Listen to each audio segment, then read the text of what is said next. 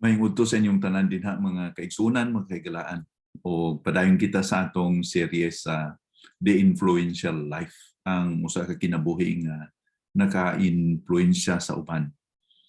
O ato kining kuha nga serye sa 1 Corinthians 13 nga nagaingon si Pablo nga adunay tulo ka mga kinaiya o tulo ka butang nga mulang muhangtod ug unsa kana nga mao na ang kung muhangtod mao nay mga kamatuoran nga angay nato nga ipurso sa atong gilabuhi, atong sundon, atong ugmaron. Mao kana ang pagtuo, paglaom ug paghigugma. Okay? Mao nang pinakadako ng mga butang. Pero ang kinadak-an ingon pa ni Pablo ang gugma.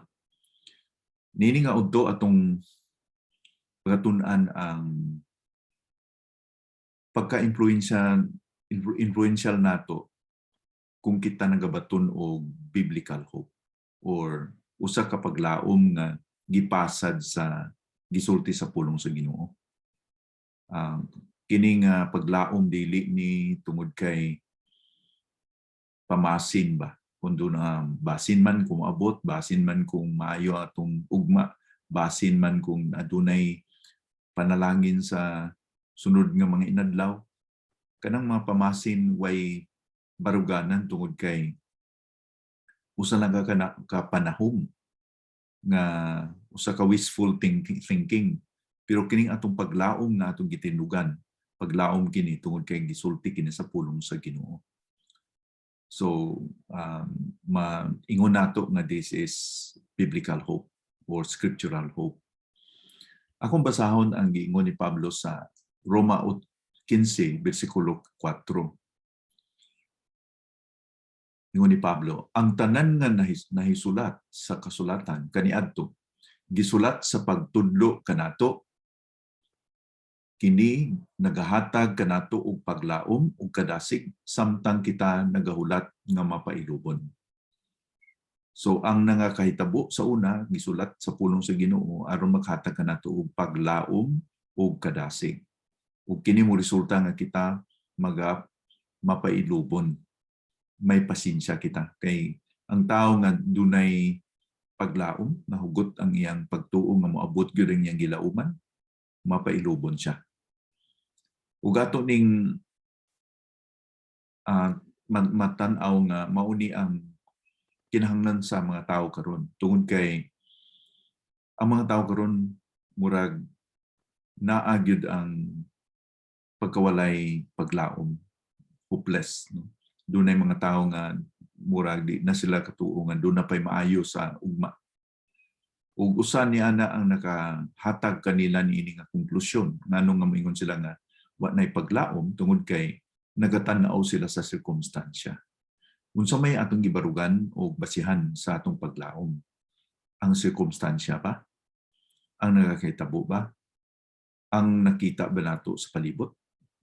Kung mutanaw kita sa nahitabo karon, mamati kita sa mga balita, mamati kita sa mga news, sa TV o diin man, maluya kita tungod kay kining atong kalibutan. Kung tanaw nato sa nagakahitabo sa kalibutan karon, murag wa nay paglaom. Murag kalunod. Tanaw nato sa hinungod sa politika.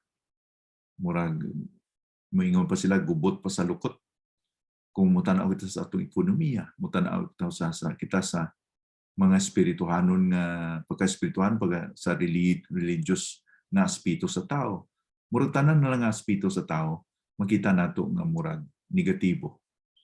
Murag di ta kakita nga madasig kita tungod kay makita nato ang kalisod sa pagkahimtangan sa tao. Maski siguro sa inyo din ha, makaingon kamo nga murag lisod nga makatanaw kita og natay ugma ba. Kay murag dulom ang atong ugma kung atong ibase sa nakakitabo. Pero salamat sa Ginoo kay ingon dinhi gisulat ang balaan nga kasulatan aron makahatag kanadto paglaom kadasig. Now, dunay 8 ka rason na akong ihatag sa inyo ngano nga doon na kitay paglaom base sa pulong sa Ginoo. O ang atong paglaom na pasad tungod sa gihimo ni Ginoong Kristo kanato.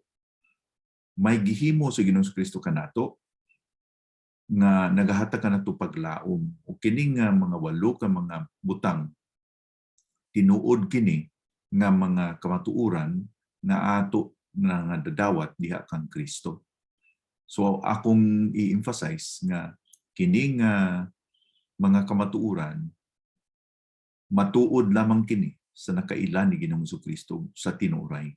Dili kini tinuod sa tanan kundi tinuod lang kini sa mga nakadawat ni Ginoong Kristo nga Ginoo ug manluluwas.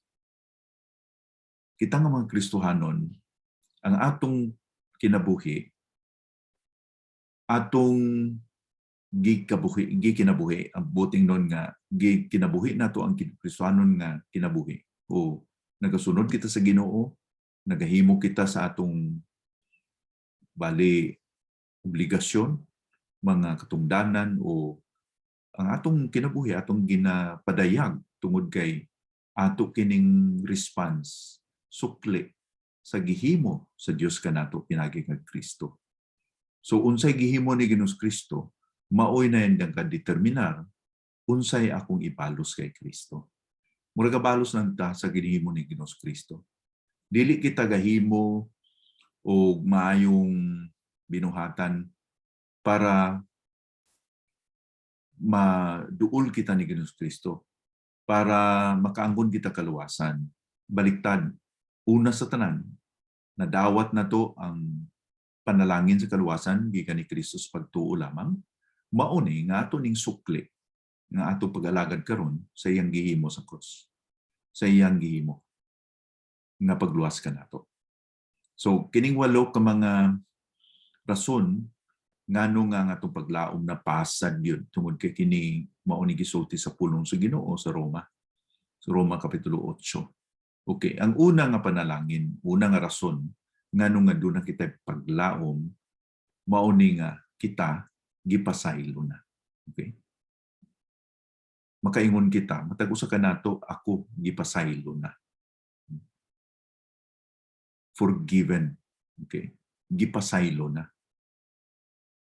Kung basahon na to sa Roma 8 versikulo 1, gisulat ni Pablo dinha, karon ang mga anak kang Kristo Jesus dili na silutan sa Dios. Gipasaylo na. Di na silutan. Di na kita balikan sa atong mga sala nga gipasaylo na sa Ginoo. Kay double jeopardy man na kung ang atong sala gidala ni Ginoong Kristo sa cross, sa iyang pagkamatay sa cross. Siya ang nahukman pala kanato. Ingon pa sa 2 Korinto 5:21 nga siya nga walay sala, nahimong sala para kanato aron kita makaangkon sa katarungan o pagkamatarong diha sa Ginoo. So siya ang nagpasan sa atong mga sala. Siya ang nagpalansang, nagsakripisyo sa atong mga kasalanan. 1 Pedro kapitulo 2 bersikulo 24, siya nga walay gidala niya ang atong mga kasalanan diha sa kahoy sa cross. Gani kita karon dili na mahukman sa atong mga kasalanan tungod kay gipasaylo na kita. But ingnon nga dili na kita ikondinar. So mao nay usa sa mga pinakadako nga kamatuoran nga maglaom kita nga unsa may metabo sa akong ginabuhi, di na ko balikan sa mga kasalanan ko nahimo. Dili na ako pagahukman. Napasaylo na ako. Okay? Ang ikaduha nga rason, diha makita nato sa bersikulo 2, Roma 8:2 hangtod sa 3 unya 5 pod hangtod sa 6. Mao ni nga kamatuoran. Ako gihatagan na og kagawasan. Ako gipasaylo na karon ako gihatagan og kagawasan. Ako gawasno na. So bisan og physical na akamude sa sulod, pero ang espiritu o ang yung kasing-kasing dako kay kagawasan ko na kay Kristo. dili na bilanggo ang atong kasing-kasing o ang atong kalag kay ngano gi hatagan na kitag kagawasan pinaagi sa gihimo ni Ginoong Kristo sa cross. Akong basahon ang bersikulo 2, Roma 8 bersikulo 2 hangtod sa 3. Kay human kita nahiusa kang Kristo Jesus, gigamhan na kita sa Espiritu Santo nga nagahatag og kinabuhi. Busa luwas na kita gikan sa sala o kamatayon nga nagagahom kanato.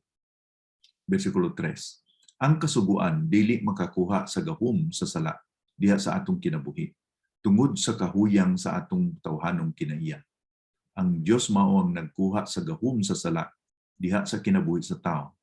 Gipadala niya dinhi sa kalibutan ang iyang anak nga nahimong tao sama kanatong mga makasasala aron mahimong halad alang sa atong mga sala. Ug diha sa iyang pagkatawhanon gilaglag sa Dios ang gahom sa sala. So may mga termino nga gigamit si Pablo dinhi nga dili na kita gigamhan sa sala. Sa ang gahom sa sala sa atong kinabuhi wala na gahom sa ato. Ang ato gikuha na ang gahom sa sala tungod sa gihimo ni Ginoong Kristo sa cross. Doon na natay tinuod nga kagawasan. Doon na kita'y tinuod nga freedom.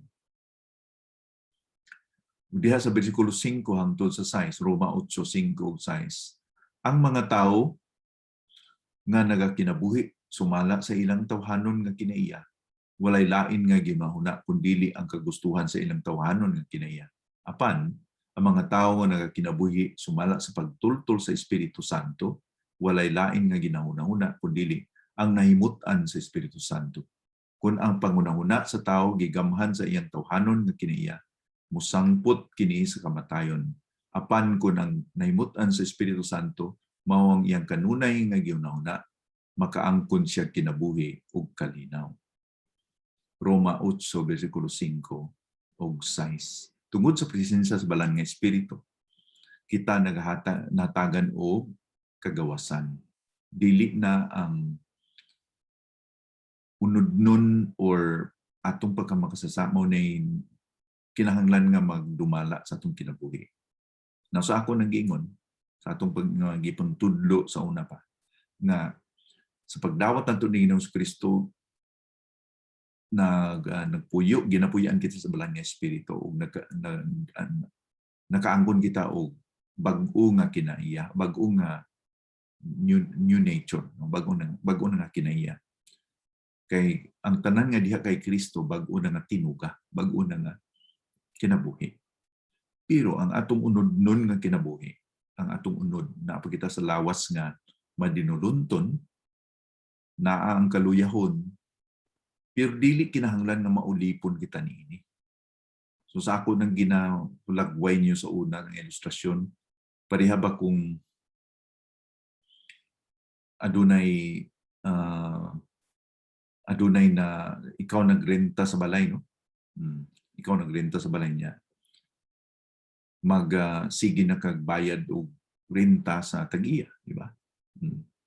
Kada buwan sukton ka sa tag-iya na mo nimong dapat dapat nimo ibayad. Yeah. Karon ang tag-iya sa apartment nga imong yabangan maot kay batasan. Kada tuig ga-increase siya og renta tud nga murag lisod na ka magbayad tungod kay sa kataas ang renta. Unya adunay naluoy nimo nga dato kayo, gipalit niya ang apartment. So na ay deed of sale kana nga apartment di na iya sa imong amo sa una sa naluoy nimo nga tawo nga mo na tag-iya. So karon naa nay pagbag-o sa ownership sa apartment. Karon sa kadlaw human na patigayon na, bayran na, transfer na ang panag-iya ang propiedad. Nya minganha ang daan nga amo nga mangunukot sa imo og renta. Mubayad ka ba sa renta? Moingon ka nga, nganong mobayad man ko sa imo nga di na makatigiya wala makailabot sa kuha dinhi kay ang akong renta ngadto na sa bag-o nga amo. Nya tungod kay kini nga amo nga bag-o naluoy man kanimo. Wa na kapabayaran ni renta nga dako, gamay na lang. Basin man nga papuyon ka na lang tungod kay naluoy sa nimo, higugma sa imo. So mo na nitabo sa ato na dunay transfer of ownership pag bag-o ug amo. Dili na ang daan na itong kinabuhi, patay na daan na itong kinabuhi. Dili na siya ang amo sa itong kinabuhi. Nagsipara na kita. Kundi ang atong amo man ng Ginoo. Ug siya nga amo, naghatag ka na itong tinuod nga kagawasan. So, mao ni gingon ni Ginoo Kristo nga, if you are set free, you are free indeed. Doon na kita tinuod nga kagawasan. Okay? So mao na ikaduha nga kamatuoran kung kita na kay Ginoong Kristo nga nakahatag kadto paglaom nga dili kita mahadlok sa maabot kay kung unsa may tabo dunang kita tinuod nga kagawasan diha kay Kristo. Kay di na kita madumanahan sa kasalanan kung kay dunang kita ibalaan nga espiritu mo itong gahom. Ikatulo, okay, una no, gipasaylo na ako. Ikaduha nga kamaturan, gihatagan ako kagawasan. Ang ikatulo, ako magkinabuhi nga walay katapusan. Doon ako'y mabuhi ako sa walay katapusan. O walay kinutuban ang akong kinabuhi. Siguro mao na insakto. Walay kinutuban ang akong kinabuhi. Roma 8:11. Akong basahon. Unya tungod kay ang Espiritu sa Dios nga nagbanhaw nga nabanhaw kang Kristo kang Hesus naa kaninyo. Siya nga nabanhaw kang Kristo mausab ang maghatag og kinabuhi sa inyong mga may kamatayon nga lawas. Buhaton niya kini pinaagi sa Espiritu nga nagapuyo diha kaninyo. Naa ang pagisugod dinhi nga ang nabanhaw nga Ginoong Kristo maghatag po sa pagkanato kinabuhi nga ingon pa dinhi siya nga nabanhaw kaninyo nabanhaw sa bersikulo 11 unya tungod kay ang Espiritu sa Dios nga nabanhaw kang Hesus anaa kaninyo siya nga nabanhaw kang Kristo mausab ang maghatag og kinabuhi sa inyong mga may kamatayon nga lawas. Siya nga nabanhaw kang Kristo Jesus. Ang termino nga gigamit din ni Pablo, nabanhaw kita diha kay Kristo. Okay. Wala pa man kita namatay physically. Wala pa man kita ng nabanhaw physically. Pero ang atong status, katayuan, gitindugan nga matuoran nga nabanhaw na kita. Gani sa Efeso Kapitulo 2, nagalingkod na kita sa tuo, nagalingkod na kita sa heavenly places, dili sa tuo kundi nagalingkod kita uban sa atong Ginoo sa heavenly places sa langitnong mga lugar. Mao na atong posisyon, atong status na dili physical ang kahimtangan din ni kundi spiritual nga kahimtangan nga may kasiguruhan nga giingon na dinhin ni Pablo nga nabanhaw na kita diha ni Ginoong Kristo. Roma 8:24. Naluwas na kita o nagapaabot na lang nga mahingpit kining nga kaluwasan. Ang paglaom dili na matawag na paglaom kun anaa ang gilauman. Kay kinsa ba ang magalaom sa anaa? Dino ba na kang naa kita gipaabot nga moabot, nagalaom kita pero pag-abot nga nakita na nato na di na napaglaom kundi pagtuo na. Kay nakita na nimo. So moting nun nga ang atong kinabuhi naagyoy kasiguraduhan. Kay ang pagtanaw sa Ginoo kanato gibanhaw na kita uban kaniya. Tungod sa gahom sa balaan nga espiritu. Ang balaan nga espiritu nga nagapuyo sa atong kasing-kasing. So mao ni ang usa sa kamatuoran kung unsa ang gihimo sa Ginoo kanato pinagi kay Kristo nga naghatag kanato og kinabuhi nga walay kinutuban. Okay. Ang ika-upat mao na nga ako makaambit sa himaya sa Dios. Ako makaambit sa himaya sa Dios. Usa sa mga pinakadako o pinaka-nindot nga kamatuoran nanungod sa atong pagtuo o sa atong pagkaanak sa atong pagtuo sa Dios nga kita makatawag sa Dios nga amahan, atong amahan. Diha sa Roma 8:16 hangtod sa 18, basahon ako, ang Espiritu Santo uban sa atong espiritu mao ang nagapamatuod nga kita mga anak sa Dios. Versikulo 17. Ug tungod kay kita mga anak na sa Dios, mga manununod kita sa mga butang nga gitagana sa Dios alang kanato. Manunubli, tagapamana. Mga manununod kita kauban ni Kristo, kay kung nagaantos kita karon sama sa pagantos ni Kristo kaniadto, moabot ang adlaw nga pasidunggan usab kita uban kaniya. So ang atong kahimtangan, status karon, dili na kita makasasala, kundili tinubos o mga anak sa Ginoo. Sa tanang nga midawat kay Kristo hatagan niya kagahom na mahimong anak sa Dios. 1:1 versikulo 12. Ug tungod kay kita man mga anak sa Dios, kita manununod, manunubli, tagapamana. Ang balan nga espiritu nga nagapuyo sa atong kasing-kasing, siya ang nagatudlo kanato, naghatag og gahom kanato nga makatawag kita sa atong amahan nga atong amahan. Abba, Father. Kanang Abba, Father sa atong English, wala diri na translate sa atong Bisaya. Kanang Abba, sa una may sikat nga singing group nga Abba. Sikat na sa gamay pa ko. Antod karon paboritong gihapon na sa mga nagkanta sa mga karaoke. Kanang word nga Abba, A-B-B-A, kana nga Aramaic kana nga pinulungon. Dili na Hebrew kundi Aramaic, from Aramea nga lugar. Pero gi-adapt, mura gi-incorporate sa Biblia, sa Hebrewanon nga Biblia. O sa ato ganing nga paghubad sa English, gibutang gyapon nga Abba. Ang kahulugan ana, Father.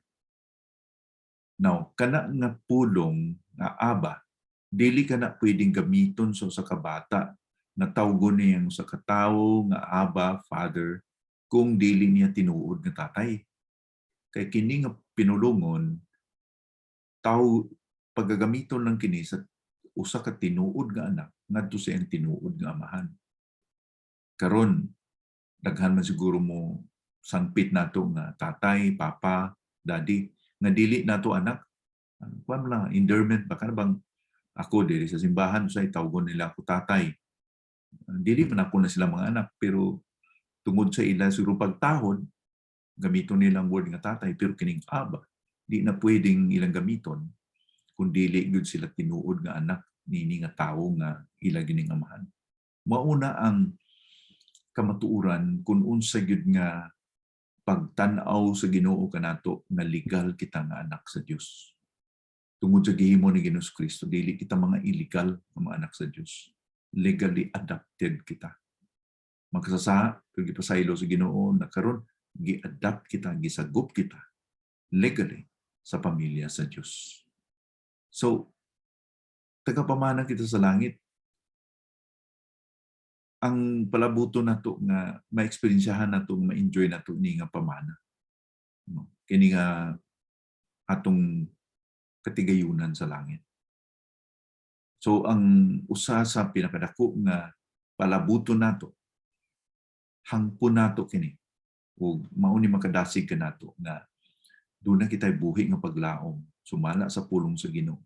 Kay gihimo ni Ginoong Kristo kini aron kita makaangkon og relasyon sa Ginoong Amahan, makatawag kaniya nga Aba atong Amahan. O kini nga kamatuoran dako gyud nga kadasig nato.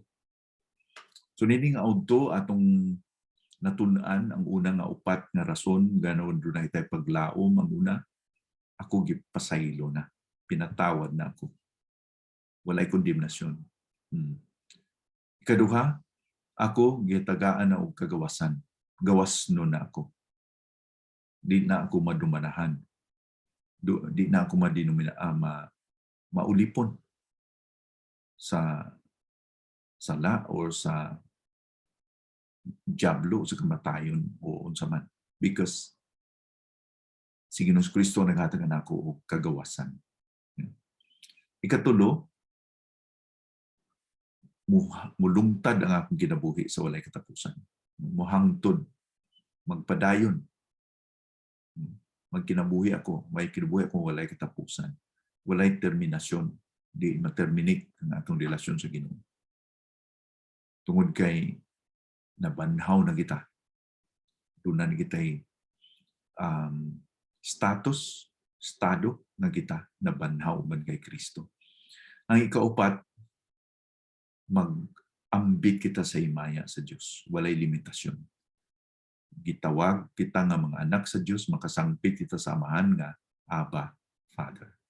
Manunubli kita, manununod kita sa itong Ginoo. Itong padayunon sa sunod nga adlaw, ang nahibiling upat ka mga rason ngano nga doon na kita'y paglaom sumala sa pulong sa Ginoo. Base sa Roma Kapitulo 8. Mag-ampo kita. Ginoo, salamat gyud nini nga udto sa imong pulong. Panalangin kini Lord sa among kasing-kasing.